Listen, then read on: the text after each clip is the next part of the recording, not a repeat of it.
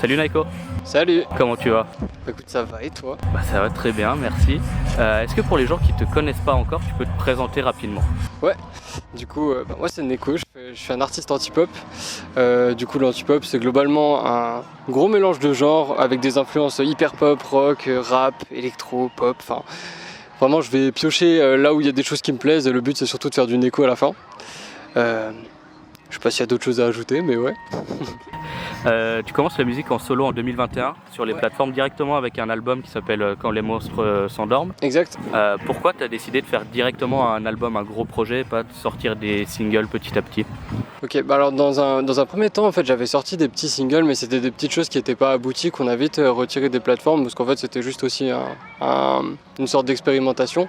Mais très vite, je suis venu avec le concept de projet, parce que c'est quelque chose qui est assez important pour moi, de raconter une histoire, de créer une cohérence entre les morceaux, qui est un début, une fin aussi, il y a toujours un lien entre tous mes projets. Enfin, en fait, c'est une sorte d'histoire que j'ai envie de raconter sur le long terme.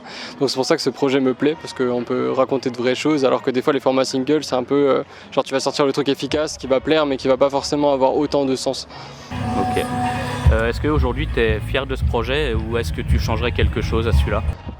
Pour Quand les monstres s'endorment, c'est vrai que je pense que je me cherchais encore un petit peu, tu vois. Il y avait un côté très emo rap à l'époque, même encore très hip-hop marqué en fait. Et c'est une direction de laquelle je me suis un petit peu éloigné aujourd'hui. Mais fallait commencer par là pour développer un peu ma musique. Il y a des morceaux qui sont très bien, il y en a d'autres que, avec le recul, je referais peut-être pas, tu vois, en termes de musicalité ou ce genre de choses. Mais en tout cas, ça a été un projet qui a été hyper important dans ma modeste carrière, tu vois, parce que je suis passé de faire de 100 000 écoutes à vraiment, on est passé sur une somme à 6 chiffres sur le projet. On s'est dit, ok, là, il y a peut-être un truc à faire, peut-être que je peux me lancer sérieusement dans la musique. Donc c'est aussi, je peux pas le retirer, parce que vraiment, ça a été une pierre à l'édifice qui est importante, tu vois. Ok. Après, tu enchaînes avec plusieurs albums ou EP, chaque fois un par an en moyenne. Ouais. Est-ce que pour toi, c'est important de sortir quelque chose avec cette récurrence, avec un projet par an? Ouais. Alors, en vrai, oui, parce que j'ai l'impression que de nos jours aussi, on a beaucoup constamment de contenu, de sorties, de choses qui se passent. Et surtout quand tu es un artiste émergent, j'ai l'impression que c'est nécessaire d'être visible et d'être constant, parce que sinon, en fait, tu es très vite oublié. Même si ça doit pas être au détriment de l'art et tu dois pas disons spammer pour spammer et pas forcément faire des choses qui te représentent, pas forcément pousser plus loin la démarche artistique. Donc c'est vrai que j'essaie de trouver cet équilibre entre deux, d'avoir une sortie de projet par an.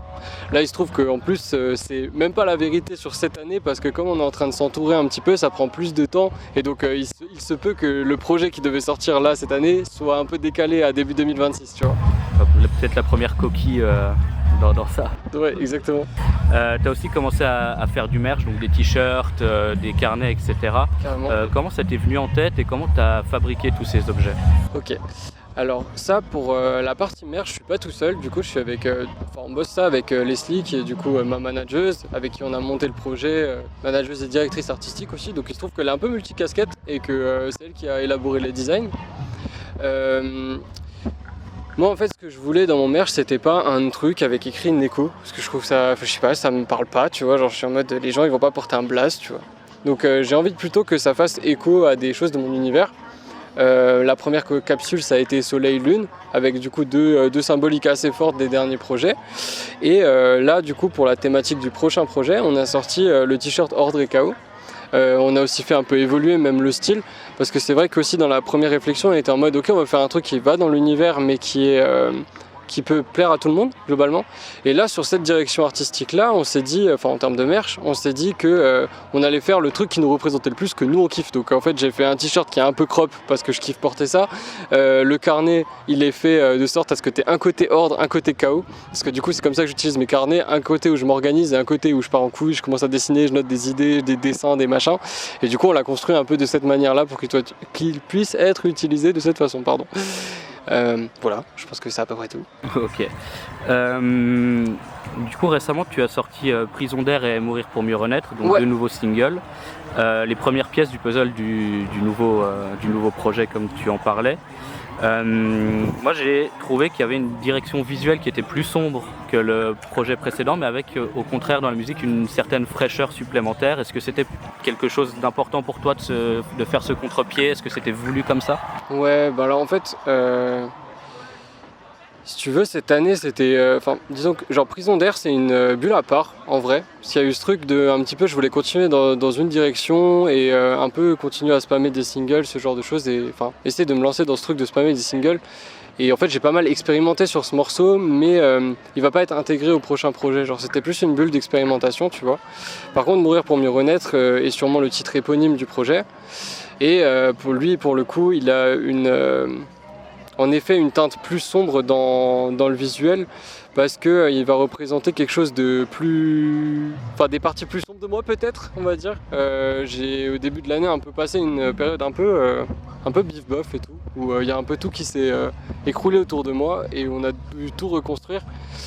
Et c'est tout le thème de cette chanson, c'est que des fois il faut accepter de laisser mourir certaines parties de soi pour renaître dans une version plus saine de soi. Et ça va aussi avec beaucoup de choses, ça peut être dans la façon de travailler, ça peut être abandonner certains mécanismes, certains schémas de pensée, certaines façons de faire pour aller vers quelque chose de différent, de plus viable, de plus nous en fait. Donc j'imagine que pour cette direction c'était assez naturel d'avoir c'était assez naturel d'avoir des teintes plus sombres, des rapports à l'ange noir, des rapports à l'épée, parce qu'il y avait une notion un peu de combat, ce genre de choses. Donc en vrai c'est des visuels qu'on avait plus exploité dans le sens là. Et on va voir comment ça évolue pour la suite, tu vois. Ça va pas forcément être un projet full Bresson, mais en tout cas je dirais de toute façon en vrai ma musique c'est un peu la lumière dans l'obscurité, tu vois. Je cherche toujours un truc optimiste en fait. Genre il y a pas je crache mes parts sombres dans mes sons, mais dans la vraie vie en vrai je suis tranquille, tu vois. Genre c'est juste que il y a des choses que j'ai un peu du mal à dire dans la vraie vie et que je préfère mettre dans mes chansons. Je me suis grave déporté de la question, mais c'est pas grave, ça te fait du contenu. Du coup c'était un peu évident pour toi que ce soit le premier single de ce projet? Ouais carrément, bah ouais c'est vrai que j'aime bien faire ça à travers tous les projets, c'est à chaque fois avoir le premier single qui soit vraiment un peu l'intro de l'univers, tu vois. Que ce soit avec Vide Abyssal en 2022 sur Voyage dans l'obscurité, mais aussi genre Sérotonine qui a annoncé la nouvelle couleur un petit peu sur Éveillement en automne, et là du coup par exemple Mourir pour mieux renaître sur ce projet, en effet. Tu le disais tout à l'heure, tu fais de l'anti-pop. Ouais. Tu es l'une des voix les plus entre guillemets connues de l'anti-pop en France actuellement, qui n'est pas un genre très développé. Ouais. Comment tu as trouvé ce style musical et comment tu t'es dit je veux vraiment travailler celui-là et le développer et faire entre guillemets un début de carrière dessus et peut-être même plus tard? En vrai, c'était pas forcément une réflexion stratégique à la base, tu vois. C'est plus que genre on te demande vachement dans la partie pro d'avoir une étiquette sur ta musique, qu'on puisse t'identifier dans un écosystème musical globalement. Et en fait moi c'est des artistes comme Glaive, Brackens, Jean Dawson ou quoi qui m'ont vachement matrixé et tout dans leur musicalité. C'est quelque chose qu'on pourrait rapprocher aussi de l'hyperpop, mais de l'hyperpop américaine. J'ai l'impression que du coup en France l'hyperpop c'est un peu plus genre du rap sur de la techno ou des choses qui sont surglitchées, surtraitées. Et genre la scène anti-pop c'est plus... Il y a des choses similaires avec l'hyperpop, mais c'est un peu genre son cousin où t'as plus une voix qui est plus naturelle, la voix est bien devant. Mais par contre, tu vas aller chercher des textures un peu saturées, tu vas aller chercher à casser les structures, et tu vas aussi dans les thématiques aborder des choses qui sont pas forcément pop. Tu vois, il y a vraiment ce truc de, tu vas plus aller dans des sujets deep, dans des sujets d'introspection, dans des sujets même des fois à la limite du spirituel ou ce genre de choses. Donc c'est une musique qui, je pense, me représente, tu vois, parce que j'ai toujours été un peu... voilà, ça fait trop... je sais pas, ça fait fou du village quand je dis ça. Mais je veux dire, ça fait... Oh, je me suis perdu dans mon explication, je suis désolé. Mais en gros, je disais que ça fait trop genre révolution anticonformiste, mais en vrai, non, c'est pas ça. C'est juste que j'ai jamais vraiment aimé faire deux fois la même chose. Donc du coup, je vais toujours aller chercher... d'autres sonorités, d'autres trucs, essayer de casser les structures, de mettre des drums d'un genre sur un autre genre qui est pas censé avoir des drums comme ça. Bref, genre, en gros c'est juste un exercice qui m'amuse quoi, donc un style qui me correspond par essence. T'as jamais voulu sortir de ça ou tester d'autres genres par hasard? Bah en fait, disons que c'est un peu le point de convergence entre tout ce que j'aime, ce style de musique. Et c'est que aussi maintenant que je me l'approprie de plus en plus et que je me veux comme un des référentiels là-dedans. Mais initialement, je suis allé piocher ce que j'aimais dans l'hip-hop, je suis allé piocher ce que j'aimais dans des sous-genres de rock, comme du post-punk, comme du Midwest emo, du mat rock, ce genre de trucs. Pareil, je suis allé chercher ce que j'aimais bien dans la pop, dans des sous-genres d'électronique, par exemple de la drum and bass, ce genre de trucs. Et j'en fais un joyeux mélange anti-pop. Et du coup ça me limite pas tant en fait. Ça veut dire que si demain je veux prendre une direction qui est un peu plus indie, bah ça passe quand même. Si je veux prendre une direction qui est vraiment full pop, bah ça sort pas quand même du truc, tu vois. Du coup ça me laisse beaucoup de liberté et c'est ça que je kiffe, tu vois. Ok. Tu fais tes premières dates du coup de festival cet été, Ouais. après 2 dates parisiennes à la Boule Noire et au hasard ludique. Ouais. Comment t'appréhendais cela? En vrai j'avais hâte, hein, je vais pas te mentir. Genre j'ai eu un déclic l'année dernière sur le stress avant la scène parce que de base je suis quelqu'un d'hyper anxieux et la scène c'était méga une source de stress et il y a eu un déclic à un moment donné qui a fait que genre j'ai transformé ce stress en vraiment une sorte de hype d'aller sur scène et plus de me faire kiffer et de le faire pour moi avant de le faire pour essayer de convaincre je sais pas qui. Et donc ça fait que là pour ces festivals j'avais juste trop hâte en fait, tu vois. J'ai déjà expérimenté une aussi grande scène parce que c'est la première fois qu'on a une scène aussi fat. Même jouer le même soir que des artistes que j'avais dans mes écouteurs il y a 10 ans, tu vois, c'est assez fou. Et donc en vrai ouais plutôt une bonne appréhension, tu vois, genre pas trop de stress et tout, plus on essaie de kiffer le moment au maximum et on enchaîne. Ok, bah justement tu sors de scène là il y a un peu plus d'1 heure, Ouais. tu joues le même jour que Val, Dryless, Vladimir Cauchemar, Adèle Castillon et Wallace Cleaver, donc Ouais. une belle programmation. Tout à Comment tu appréhendais d'ouvrir cette journée-là et comment tu as ressenti ton passage sur scène, le public, toi, les musiciens, etc. Bon, je t'avoue que en vrai genre c'est même tu sais c'est un honneur et tout de pouvoir jouer et d'ouvrir pour comme je te disais tout à l'heure des artistes que j'écoutais il y a 10 ans, tu vois. Donc c'est assez fou.